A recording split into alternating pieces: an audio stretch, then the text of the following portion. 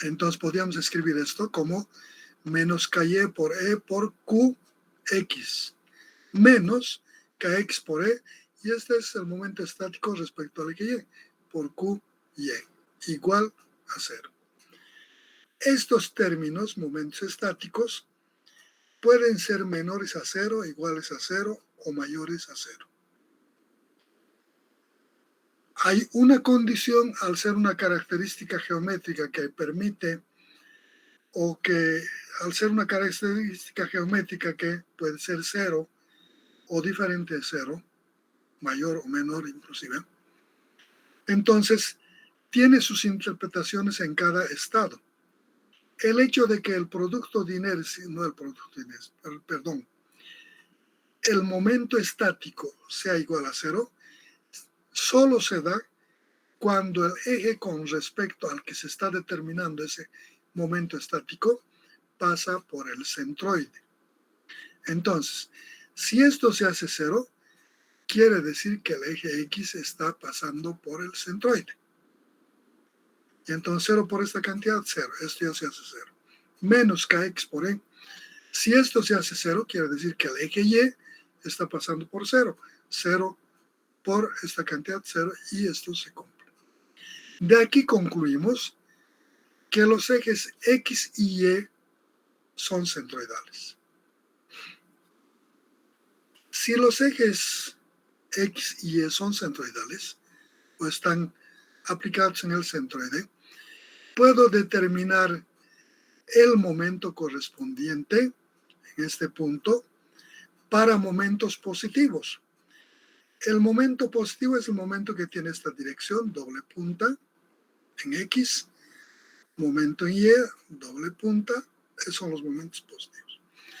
Quiero encontrar el momento debido a este MX, digo, el momento MX hace esta operación, tracciona lo de arriba, doble punta, mano derecha, dedo gordo, gira así, tornillo de rosca derecha, alrededor de este eje. Por tanto, esto que de abajo comprime, menos la fuerza multiplicado por este bracito. ¿Eh? El esfuerzo por el área del elemento me da la fuerza. Por este bracito me da el momento. Entonces digo, el momento en X ha de ser igual a la integral menos, por compresión, a esta fuerza, a la fuerza, multiplicado por ese bracito Y sub P. Esta fuerza multiplicado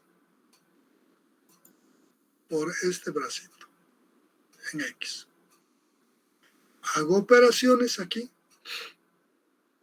en las integrales y saco. Voy a encontrar un término aquí, menos por menos, más KY por E por YP al cuadrado, esta YP con esta YP al cuadrado por DA.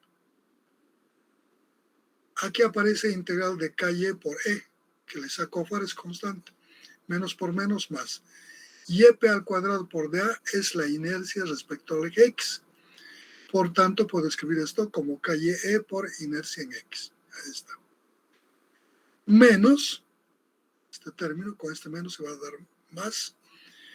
KX por E, por este término, integral de XP por YA. Esta integral de XP por YPA por DA es el producto de inercias. Entonces digo por IXY. ¿Tengo la ecuación? Esta es la ecuación que me puede determinar el momento en X. En una flexión asimétrica donde los ejes son centroidales simplemente. De similar manera hago el análisis para el momento en Y. Digo, momento respecto a este eje, hace esta operación, doble punta, tracciona todo este lado y comprime este lado, gira así. Aquí tracción, más la fuerza aquí, el FP, multiplicado por este bracito XP. Ya tenía la fuerza aquí atrás, aquí está la fuerza. Esta fuerza le multiplico por XP, el momento Y, más de la tracción integral, esta fuerza con todos sus signos, multiplicado por XP y por el dA. Ya tengo el momento. Hago operaciones, saco más por menos, KY por E, menos KY por E. Esta integral de Y XP por dA es el producto de inercias, y XY. Menos con más, menos KXE por la integral de XP por XP, XP cuadrado por dA. Esta integral de X sub P al cuadrado por dA es la inercia respecto al eje Y. Entonces aquí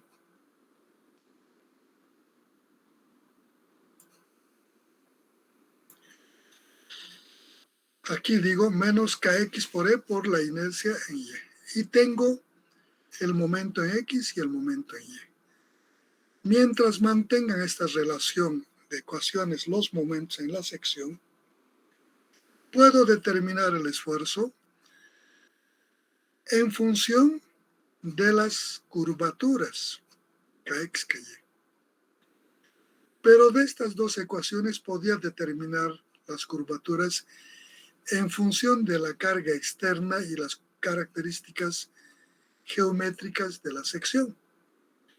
Entonces tengo un sistema de dos ecuaciones con una, dos, con dos incógnitas, Ky y Kx. Puedo resolver por cualquier metodología estas ecuaciones, sumas y restas, determinantes, viga conjugada, la que quieran, la que mejor encuentro, la que mejor maneje. Entonces, o simplemente sumas y restas o sustitución, despejo de una de las ecuaciones Ky, reemplazo en la otra, de ahí saco el Kx, y una vez que saco el valor de Kx, reemplazo en la primera ecuación que despegué Ky, y voy a llegar haciendo operaciones y simplificaciones a estas ecuaciones. Donde Kx, estamos sacando estas dos ecuaciones, va a ser igual a menos my y x más mx por ixy sobre e, que multiplica a ix por ie menos el producto de inercia al cuadrado. Ky igual de estas dos ecuaciones, estas dos salen de este sistema, es igual al mx y e más my por el producto de inercias sobre el módulo de elasticidad que multiplica al ix menos iex al cuadrado. Entonces,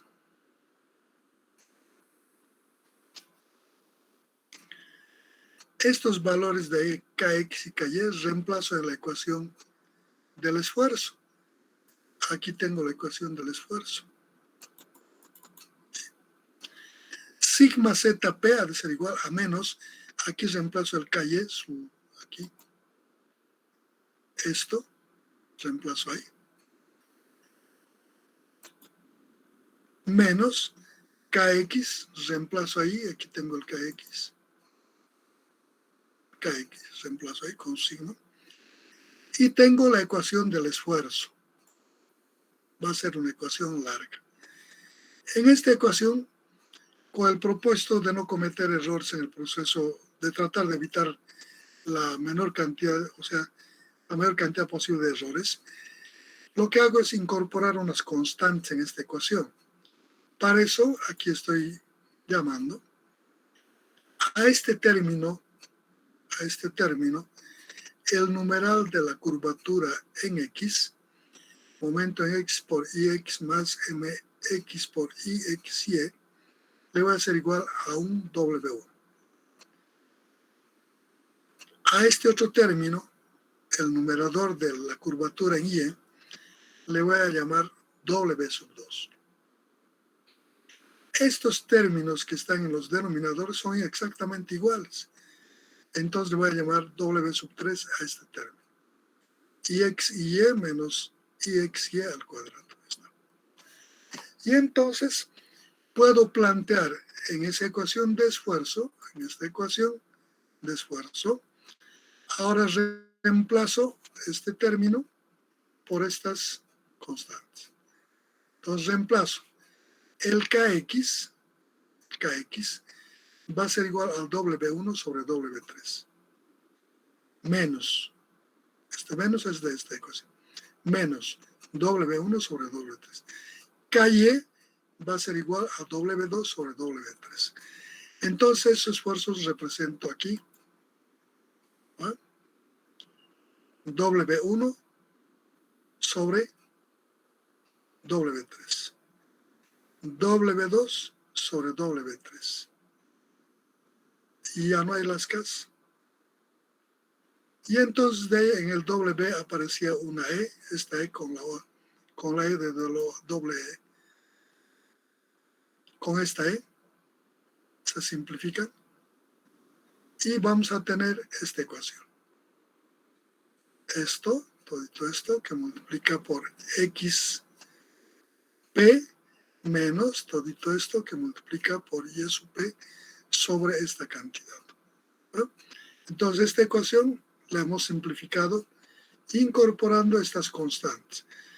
Una vez que hemos determinado los valores de los momentos para esa sección, para ese problema en particular, y las condiciones geométricas, estos términos se vuelven constantes para ese problema.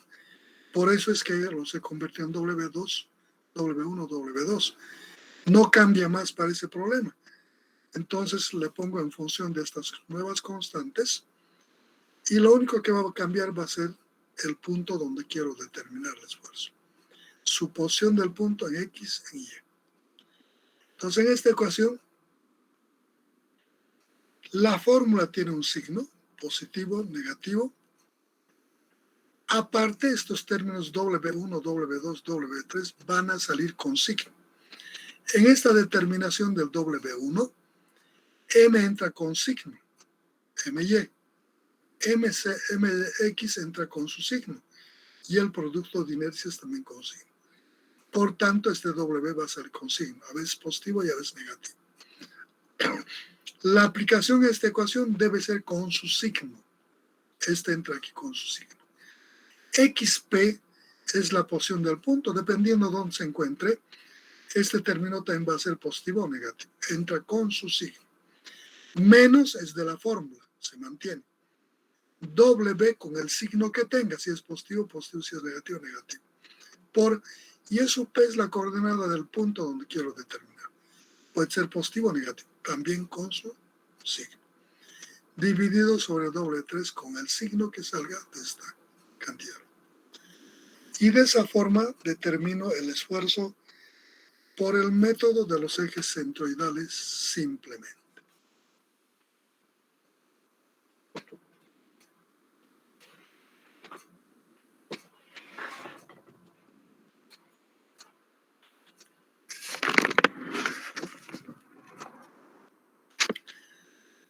Entonces, una vez que he determinado el esfuerzo, me puede interesar también determinar la posición del eje neutro. Para la determinación de la posición del eje neutro, tengo una sección así irregular, los ejes X y Y, los momentos positivos y el punto P. Quiero determinar la posición del eje neutro respecto a este eje. Para eso, coloco el eje neutro, suponiendo que esta va a ser la dirección, y tomo un punto sobre este eje neutro, le identifico con la letra E, que está ubicada a una distancia Y sub E del eje X y a una distancia XE del eje Y. Entonces, a ese ángulo que forma el eje horizontal X con respecto al eje neutro, le llamo beta.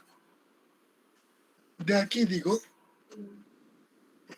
tangente de beta, tangente de este ángulo beta, ha de ser igual al cateto opuesto sobre el cateto adyacente. Quiere decir, Y sub E sobre X sub E. Por otra parte, en esta figura, esto es XE y esto es Y sub E. Como esto es un punto de esfuerzo 0E, esto debe ser igual a 0. De ahí despejo y sub e sobre xe ha de ser igual a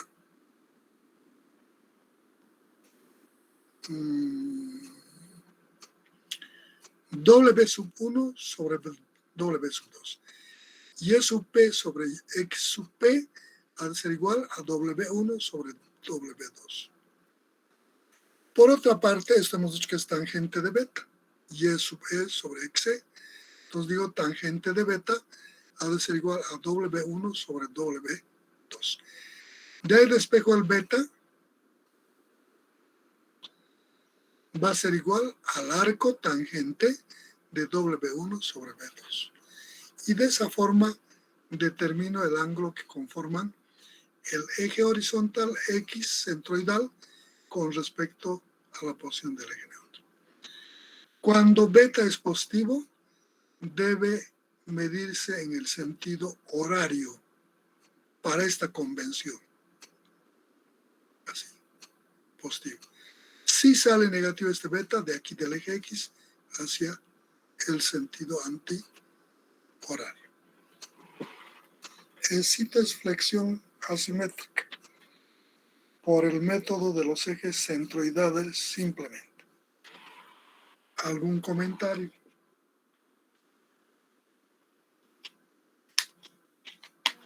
Ingeniero,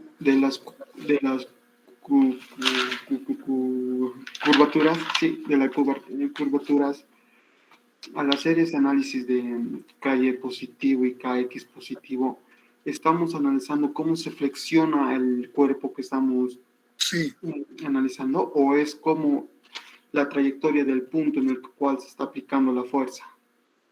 No, cuando le apliques las cargas externas se va a curvar. A esa curvatura se refiere. La curvatura que se genera por las cargas externas. O sea, cómo se dobla más o menos el cuerpo. Sí, sí, agarras, tienes una reglita de plástico, agarras la reglita y le doblas hacia abajo y genera un arco. Los de arriba van a ser tracciones y los de abajo del arco van a ser compresiones. Si tú le pones ejes, el eje vertical hacia abajo le pones Y y el longitudinal en sentido de la reglita Z, esa es la curvatura en Y. Es en el plano longitudinal. Esta curvatura es entre el eje Y y el Z, en el plano perpendicular aquí a la hoja. ¿No? Solo que está en el plano. Entonces, en la longitud, esta es la longitud. Este es el eje vertical. Por tanto, si le pones tu reglita paralelo a este eje y le aplicas una fuercita, se va a curvar así. O también puedes curvarlo así. Pero para que sea positivo le vas a curvar así. Cuando se curva así, todo lo que queda arriba de este eje es tracción y lo que queda abajo es compresión. A eso le vamos a llamar curvatura en Y. En Z es el plano horizontal. Sigue siendo longitudinal, este es el eje horizontal. Entonces la curvatura, agarras y le pones en este sentido tu reglita y otra vez le doblas así y ves que se flexiona hacia el lado del eje positivo. Cuando es X, esa es la curvatura en X. Como puedes ver, es una curva cóncava. ¿Qué quiere decir? Que se ha comprimido el sector, se ha achicado, por tanto está en una compresión. En cambio, esta tiene mayor longitud y se ha traccionado. Es en la longitud, en el plano longitudinal, que tiene al eje transversal como uno de sus componentes. Muchas gracias, Inge. Queda claro. ¿Alguna otra cosa?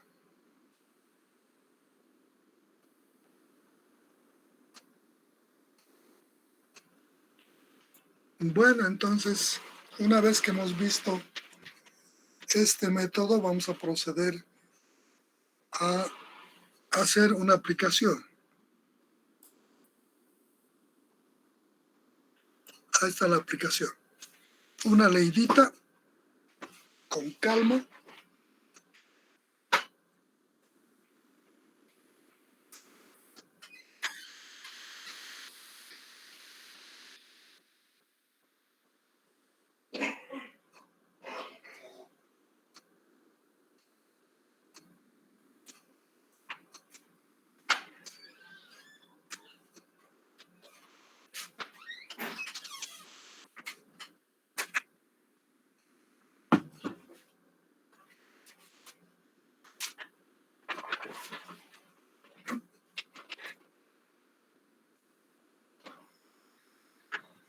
Ya, han leído, es el mismo problema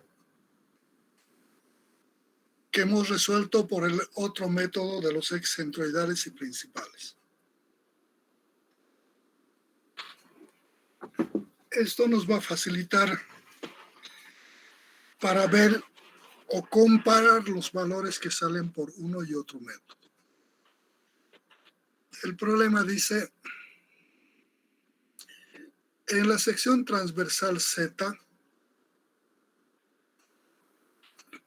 mostrada en la figura 262, de una viga sometida a la acción de un momento flexionante, M igual 25.000 kilogramos metro, formando su vector un ángulo de alfa 17 grados con el eje horizontal centroidal X, y cuando B sea 5 centímetros, H 10 centímetros, T1 igual a T2 igual a 1 centímetro, determinar los esfuerzos en los puntos 1, 2, 3, 4, 5, 6, 7, 8, en todos los vértices. Dice, por el método, naturalmente aquí le falta determinarlos, por el método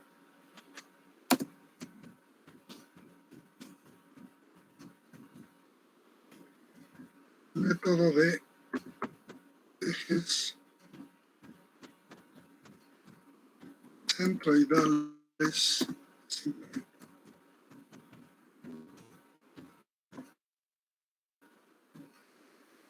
Listo, ahí tenemos. Vamos a acomodar un poquito. Ya está.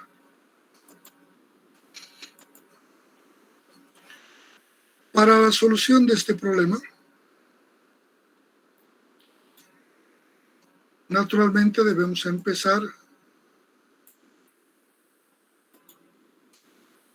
Sigue traslapado esto.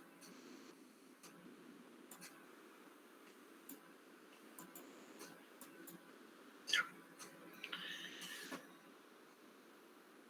Debemos empezar colocando los ejes de referencia y determinando el centroide. La colocación de ejes referenciales normalmente es conveniente colocar de tal forma que la figura quede en el primer cuadrante, siempre. Para eso entonces coloco el eje vertical por esta arista del espesor T1 hasta la altura de esta otra arista 6,5 y la horizontal le pongo sobre la arista 6,5 con origen en la intersección de estos dos líneas ahí. A este le llamo eje U y a este le llamo eje B. Luego agarro, esta es una figura compuesta, pero es una figura compuesta que tiene figuras simples, fáciles de manejar. Entonces lo que convierto a esta figura Z en 3 áreas rectangulares. Agarro aquí, ahí cito, le rayo, y tengo un área 1, desde aquí hasta aquí otro, área 2, y finalmente estito área 3. Luego procedo a determinar su posición de cada área respecto a estos ejes referenciales, U y B. Del eje vertical aquí al centroide le llamo U1, esto lo voy a llamar área 1. Esta distancia de aquí al centroide de este rectángulo lo voy a llamar U2. Y a este otro, al área 3, le voy a llamar U3. En la vertical, aquí del eje horizontal, U le voy a llamar de aquí al centroide aquí B1. A esta figura al centroide le voy a llamar B2, B dentilabial. Y a de este eje al centroide le voy a llamar B3. Con esos valores procedo a plantear los centroides. Ahí está. Tengo discretización área 1, área 2 y área 3. Aquí le falta en esta figura las distancias en U y en B. Entonces digo, el UG va a ser igual aplicando X paralelos a la sumatoria de estas áreas por sus distancias en U. Va a ser esta área 1 por la distancia de este eje aquí al centroide U1, más esta área por la distancia de este eje en U2, más esta área por la distancia de este eje al U3. Y eso es el numerador. El denominador es la suma de esta área, más esta área y más esta área.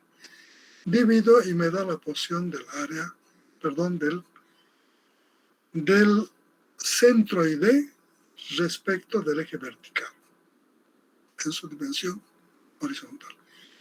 Para el vertical, esto lo he llamado UG. Para el vertical, el BG, planteo de similar manera, ejes paralelos, digo que va a ser el área por la distancia de este eje a ese elemento B1, más esta área por esta distancia B2, más esta área por esta distancia B3, y todo sobre la sumatoria de las áreas. Y eso me da 6. Entonces ya determinado, mido de aquí 5.5 y de aquí 6 y coloco el centroide. En ese centroide le coloco los excentroidales, X y Y. Los positivos, ya con direcciones positivas. Ya tengo el CD, tengo los excentroidales y puedo empezar a determinar lo que son las inercias, las características geométricas de sección respecto a este eje X y al eje y el producto de inercias. Entonces, para eso, esta sigue siendo una figura compuesta de figuras simples. Entonces, discretización de área 1, área 2, área 3, puedo seguir manejando y digo que la inercia con respecto al eje X es igual a la sumatoria de las inercias de cada área con respecto a su eje local. Si voy a sacar el IX, va a ser la inercia de este elemento A1 con respecto a su eje local X. Entonces, esto va a ser su base por esta altura al cubo sobre 12, sección rectangular, más el área por esta distancia perpendicular de este eje a ese punto al cuadrado, porque estoy sacando con respecto al centroide, más la inercia de este elemento respecto a este eje local X de esta área, que casualmente coincide con este eje. Va a ser este espesor multiplicado por esta altura al cubo sobre 12, más área 2 por las coordenadas de este punto. Resulta que el centroide de este rectángulo con el centroide de toda la figura Z coincide, por tanto, X o Y han de ser 0 ambos. Por tanto, solo se va a quedar en la inercia respecto a este eje, esto por esto al cubo sobre 12. Más, con respecto a este eje de este elemento, base por altura al cubo sobre 12. Más esta área por esta distancia Y al cuadrado. Y eso me sale el IX.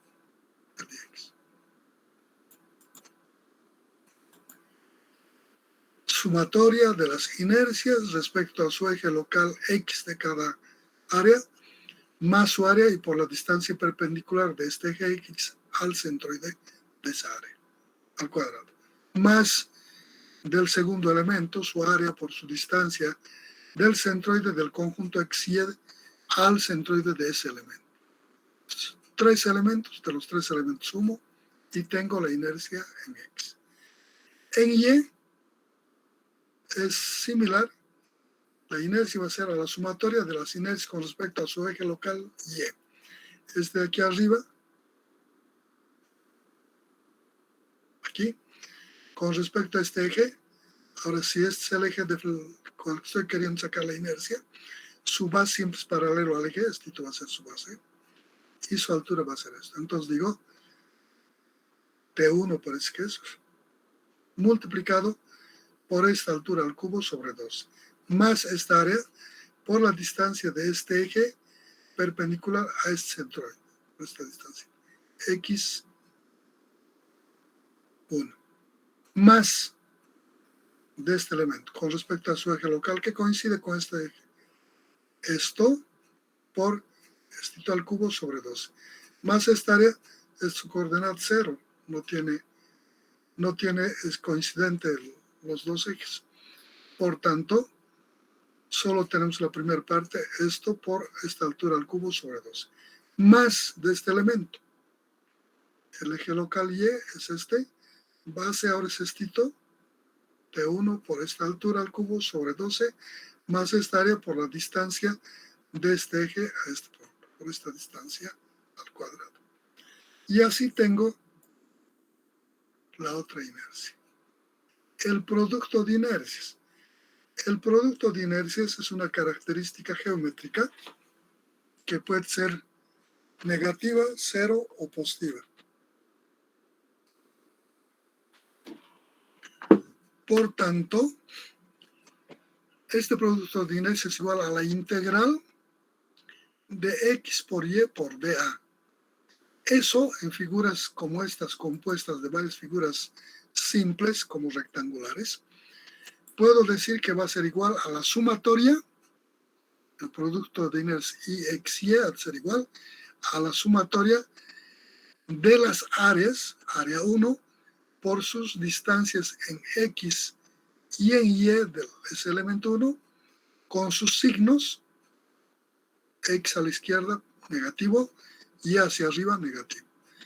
Más el área 2 por sus coordenadas de los ejes centroidales de toda la figura al centroide de este elemento, que es coincidente, 0 y 0. Más de este elemento, su área 3, por la distancia X a la derecha positivo. X a 3, Y a 3. Y de esa forma tengo el producto de inercias. Hay que tener mucho cuidado el producto de inercias.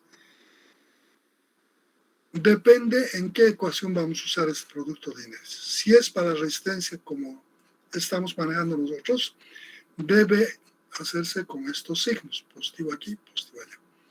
Si van a utilizar en rotación de ejes con la fórmula matemática, deben fijarse de dónde están sacando esa ecuación en el libro correspondiente y les va a decir, ahí dice con qué convención de signos está trabajando. Ojo, hay que tener mucho cuidado con eso.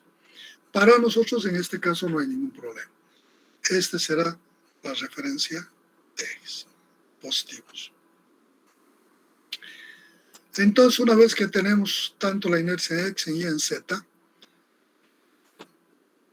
podríamos determinar, como nos piden el esfuerzo en 8 puntos, podría empezar determinando respecto al centroide de la figura que voy a necesitar las distancias de la posición de cada punto. El punto 1, X, Y. Va a ser la distancia aquí al punto 1, X1, y va a ser de aquí a aquí. Negativo, porque los positivos van a este lado y los negativos a este otro lado. Menos X1. En Y positivos hacia abajo, está arriba. De aquí, menos Y1. De este eje al punto. X2, de aquí del eje a este lado, a la derecha. Más X2. Y2, de aquí al punto. Menos Y2. Para este punto, 3. X3 de aquí de este eje centroidal éxito, más X3. De aquí al Y, más Y3 positivo. Este, X4 a ese punto, más X4. Y4, de aquí a aquí, más Y4. X5, más Y5. O sea, los ejes, cuando X es a la derecha, positivo. Cuando es hacia abajo, también. Para este, X es a la izquierda, menos X6. Y va a ser más Y6. 7, X7 menos. Y7 menos. X8 menos. Y8 menos. Los signos vienen de la porción respecto a los ejes centroidales.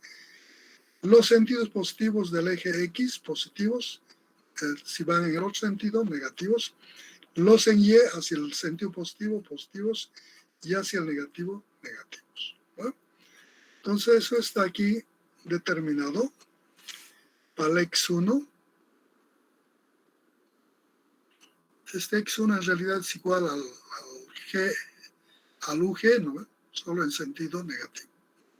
Y para cada punto así está determinado de esa explicación que les hemos hecho. Entonces tenemos la posición de cada uno de los puntos con sus signos correspondientes. Para generar el esfuerzo es igual al momento, ¿no? Una cantidad que genera el W1 por W1 por, aquí la ecuación hemos sacado, esta es la ecuación que vamos a usar, W1 por X1 menos W2 por Y P sobre W3. W1 está en función de los momentos y las inercias. Lo mismo el W2. El W3 es una combinación de las inercias. Y entonces, adicionalmente, usamos la posición de cada punto en el que quiero determinar el esfuerzo con su signo correspondiente. Estos Ws se calculan con estas ecuaciones.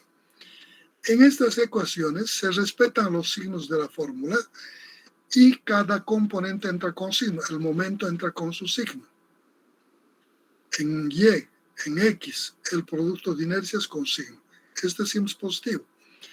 El W2 lo mismo. El momento en X con su signo. Este siempre es positivo. Más el momento en Y con signo y el producto de inercias con signo. Por tanto, nos van a dar W1 y W2 con signos. En algunos casos serán positivos y en otros casos negativos. W3 es el producto es la multiplicación de la inercia en X por la inercia en Y, menos el cuadrado del producto de inercias. Esto puede darnos positivo o negativo, con su signo. Entonces aquí se reemplaza con sus signos, W1, W2, W3. Este signo se respeta. Y estos puntos con sus signos. X1, si quiero en el punto 1, esfuerzo en la dirección Z en el punto 1, W1 por X1 menos W2 por Y del punto 1 sobre W3. Aquí el X1 es negativo, si tomo los valores que están aquí, ¿no? Entonces cada uno con su signo. Ese es el proceso. Para eso me falta determinar los momentos. Para la determinación de los momentos lo que hago es, en el problema, aquí el momento está aplicado en este punto, en el centroide de la figura, con una inclinación alfa. Entonces descompongo esta fuerza en su componente horizontal, mx, y en su componente vertical, que es este. De aquí concluyo. Este momento es negativo. El momento positivo venía a este lado, con doble punto. Esto en el otro sentido, es un momento negativo. Y va a ser igual menos m por el coseno de este ángulo. Y me va a dar esto. Para este, el positivo va a este lado. Este va en el sentido opuesto, negativo. MY ha de ser igual a menos M por el seno de este ángulo. Y tengo los momentos correspondientes. Vamos a ver.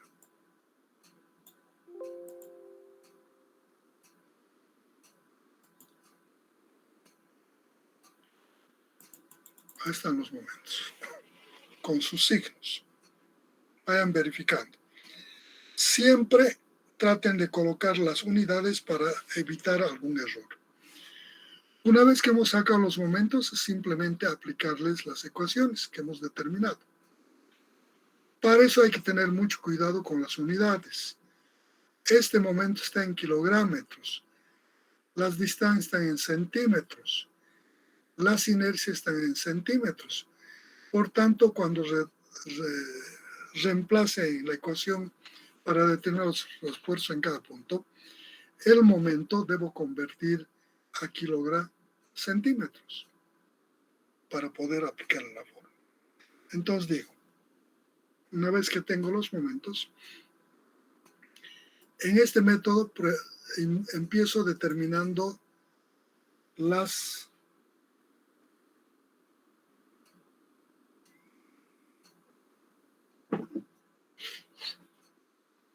Ws. Digo, W1 es igual a MY por IX más MX y XY. Aquí todos entran con su signo. MY es negativo, tiene su valor. Aquí está el MY.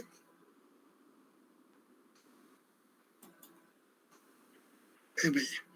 Menos 7.309.29. Está en kilogramos.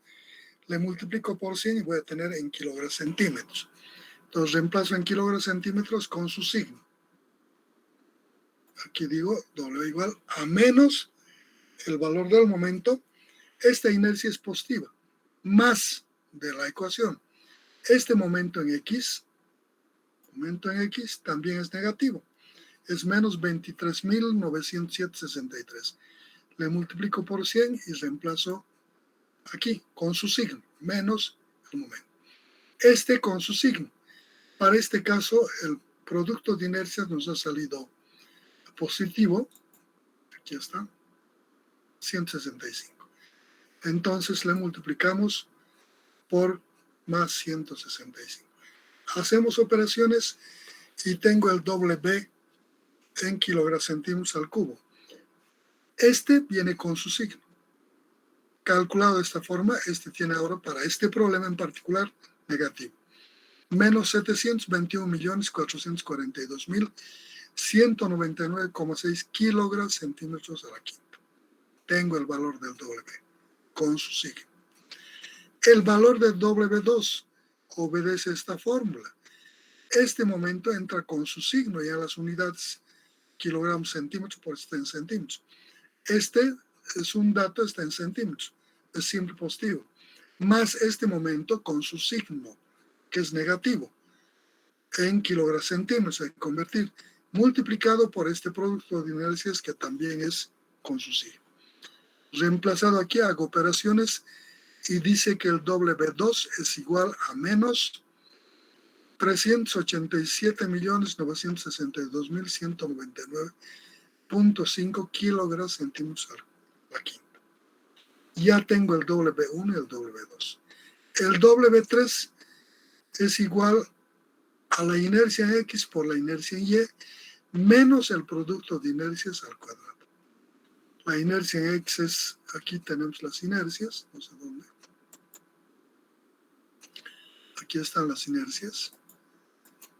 Digo, 447.33 por 111.83 menos 165 al cuadrado. Y tengo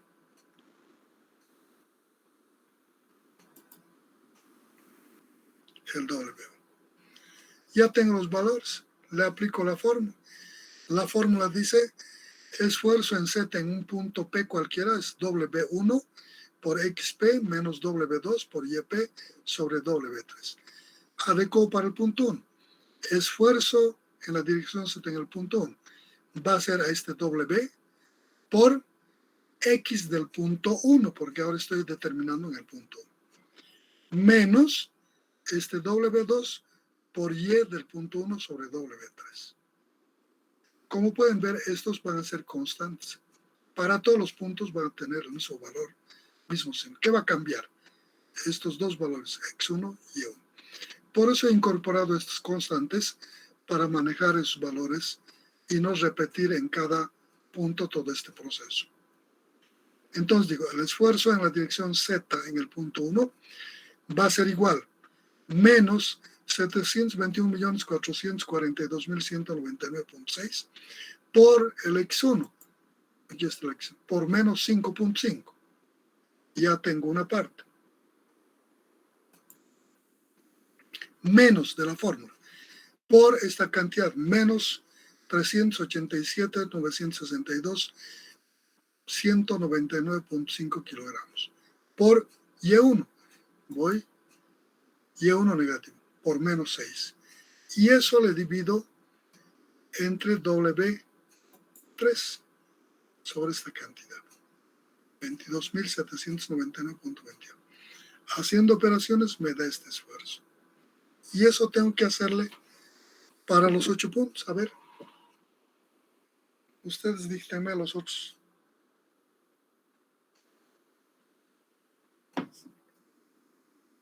Los otros 7 puntos. Para el punto sigma Z2, sigma Z3, ¿qué va a cambiar? Estos valores no van a cambiar. Solo va a cambiar este X2. Para el punto 2, esto va a ser X2 y Y2. El resto lo mismo y hay que operar con signos correspondientes. Para el punto 3, ¿qué va a cambiar? Este X3 y Y3. Para el punto 4, para el punto 8, sigma Z8, X del punto 8 por Y del punto 8, con estos valores. Y entonces el problema se simplifica bastante con estas constantes que se introduce para evitar este proceso iterativo de calcular este término. Calculo una vez, le denomino como constante para ese problema y mi ecuación se simplifica tremendamente. Inclusive la cantidad de operaciones es mucho más. Ok.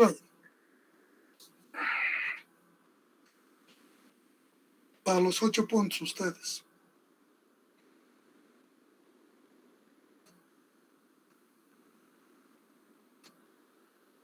Ingeniero, ¿será que puede mostrar la página 7? Por favor. Gracias.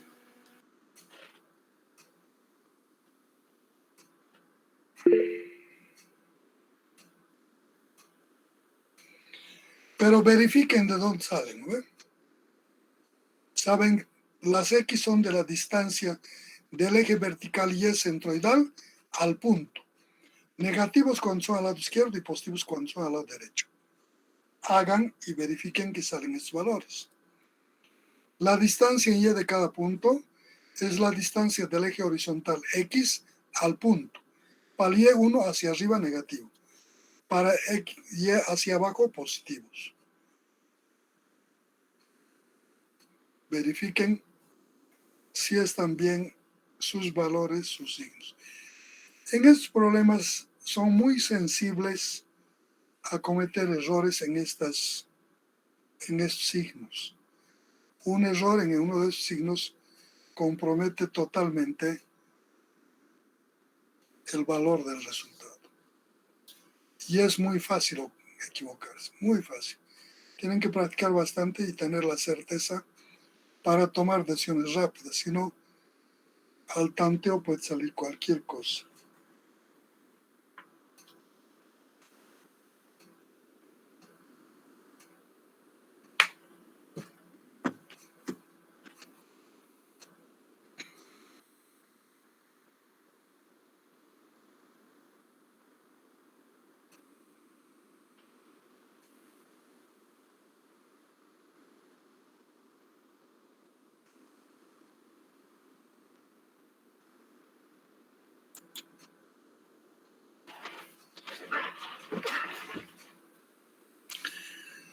Aquí Joel ya nos ha dado los datos 1, 2, 3, 4, 5, 6, 7 hasta el 8.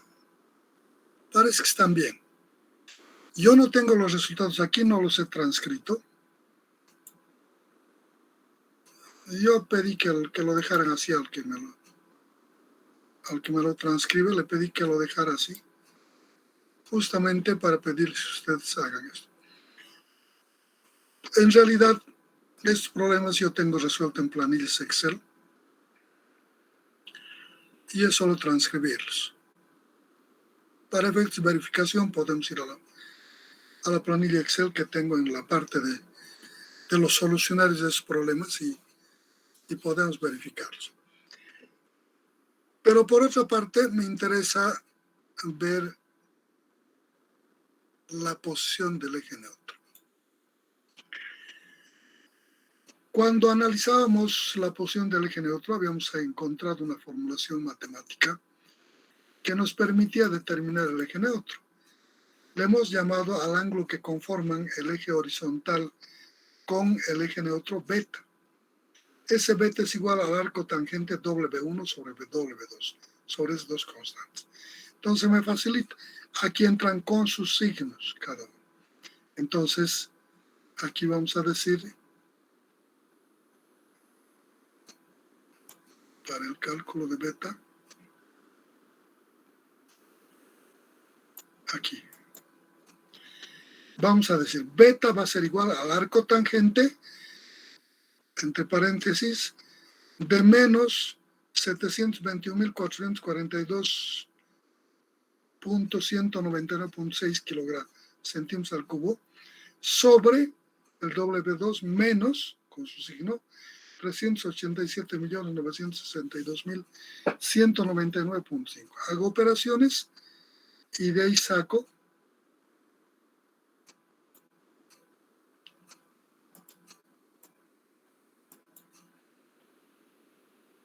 aquí está, que el ángulo beta es de 61, 76, 73 grados. Positivo. Esto me da con signo, estos entran con su signo. Positivo. Entonces, ¿qué hago? Voy aquí, supongamos, no está todavía la línea verde, los ejes centroidales x, y, y entonces agarro el transportador, hago coincidir su cero aquí, y barro de aquí los 61, 73. Positivo. Positivo. 61, 60, 73 de aquí. Mido, check, marco el punto, y uno con esta región. Positivos en el sentido horario. Si este valor hubiese sido negativo, hubiese barrido de aquí a este lado. Y ese punto, y sería el eje neutro. ¿Vale? Entonces dice, este eje neutro nos está identificando el tipo de esfuerzo que queda a un lado y a otro lado. Esta línea, todos los puntos que se encuentran sobre esta línea de la sección, es punto a partir de esta hasta aquí, y de aquí hasta aquí, y de aquí hasta aquí, en esa línea están con esfuerzo cero. Los que quedan a este lado son tracciones. En el punto 1 nos daba tracción. Por tanto, todo lo que quedan al lado de este punto que ya conocemos, el punto 1, el punto 8, el punto 3 y el punto 6 son de tracción. Los puntos 2, 7, 4 y 5 son de compresión. De aquí de las tracciones hasta 0, de aquí de 0 pasan al otro lado, a las compresiones, en estos puntos. Ahora, este ángulo beta determinado por este método y por el otro método nos dan valores diferentes. Le llamamos beta al ángulo que sale por este método de ejes centroidales simplemente. Por el método de ejes centroidales y principales le llamamos beta prima. El beta prima, si ustedes superponen las dos gráficas de posición de ejes neutros de la figura, determinado a través del método de ejes centroidales simplemente y por el método de ejes centroidales y principales, si los traslapan, todo va a coincidir este eje se va a traslapar con el otro eje, excepto este eje X y Y, no han de coincidir. En los ejes rotados o va a estar así o va a estar así el eje X. En este caso particular va a estar así. Y el eje Y estará así. Eso no va a coincidir. Pero el resto, los puntos y esta posición del eje neutro van a ser exactamente. ¿Qué pasa? En la rotación de ángulos sacamos un ángulo θ. Para rotar los ángulos, si es negativo, rotamos a este lado. Si es positivo, a este lado. En este caso salió creo que menos 22. Nos rotamos a este lado, el θ. Ustedes se fijan, cuando nosotros queremos colocar este eje neutro por el otro método, barremos sobre este eje prima. Entonces aquí pongo el 0 y hago la abertura del beta prima. El beta va a ser igual al beta prima menos este ángulo rotado. Por eso se van a traslapar. Son exactamente, ocupan la misma posición de transición. Y también las magnitudes en los esfuerzos, con las consiguientes variaciones que puede tener por efectos de redondeo en cada punto, ¿no? De la utilización de las ecuaciones correspondientes. Aquí hay varios que han mandado sus valores. Joel ha mandado de los 8 puntos. Armin también está.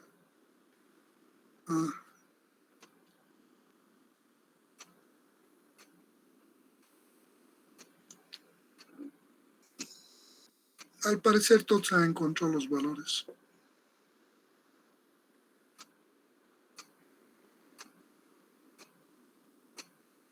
Solo que cuando ustedes muestren un valor debe estar plenamente identificado, ¿no?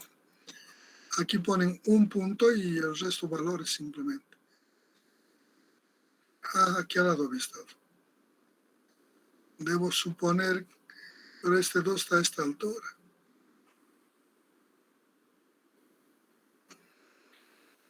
¿No? Siempre debe estar bien identificado. Punto 1, punto 2, punto 3, punto 4. Al parecer creo que no tienen problemas. Están con buenos valores.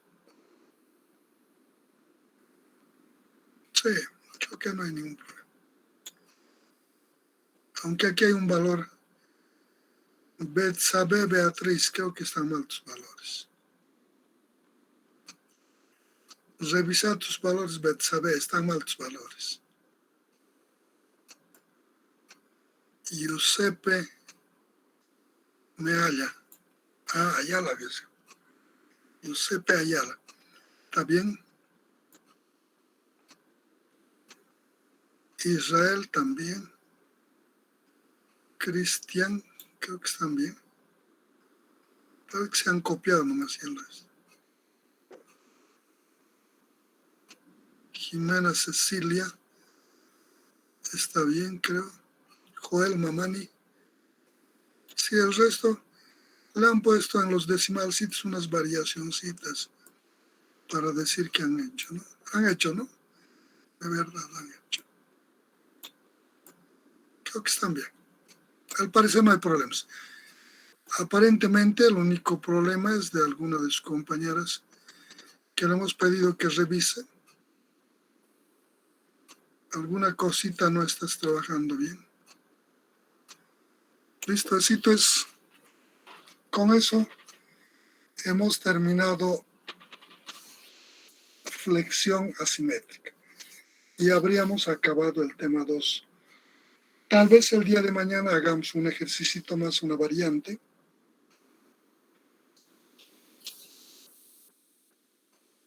Resulta que cuando planteamos un problema en una sección con los datos de las cargas externas ya cuantificadas y colocadas en una posición respecto a la sección, en la realidad no hay ese problema, ¿no?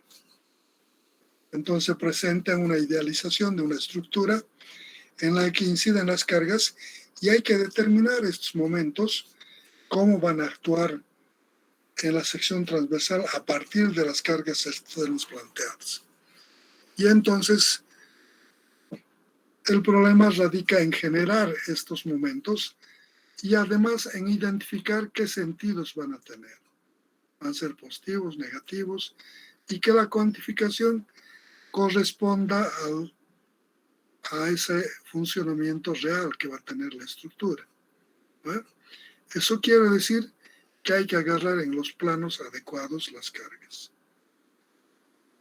Vamos a intentar ver ese tipo de problema el día de mañana, con lo que vamos a dar por terminado el tema 2. Si no hay nada más, nos vemos mañana, jóvenes. Que les vaya bien. Hasta mañana, ingeniero. Hasta mañana. Hasta mañana, Inge, gracias. Que les vaya bien hasta mañana. Hasta mañana, Inge.